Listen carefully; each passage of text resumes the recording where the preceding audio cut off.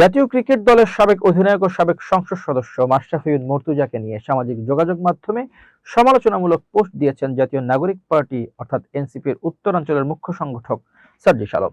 বৃহস্পতিবার 14 মে দুপুরে নিজের ভেরিফাইড ফেসবুক অ্যাকাউন্টে দেওয়া পোস্টে তিনি 2018 ও 2024 সালের জাতীয় সংসদ নির্বাচন প্রসঙ্গ টেনে মাশরাফির রাজনৈতিক ভূমিকা নিয়ে প্রশ্ন তোলেন। পোস্টে সার্জিস আলম লেখেন, ডিয়ার মাশরাফি, 2018 সালের নির্বাচনে নড়েল 2 আসনে মোট ভোটার ছিল 3,17,844 জন। এর মধ্যে ভোট পড়েছিল 2,79,702টি, যা মোট ভোটের প্রায় 88%।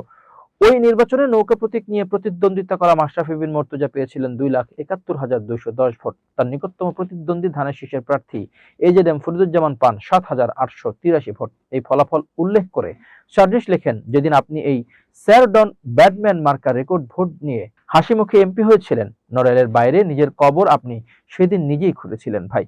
তিনি আরো লেখেন, মাশরাফি চাইলে 2024 সালের নির্বাচন থেকে সরে দাঁড়াতে পারতেন, কিন্তু তিনি তা না করে আবারও নির্বাচন করেছেন এবং পরে হুইপের পদও নিয়েছেন।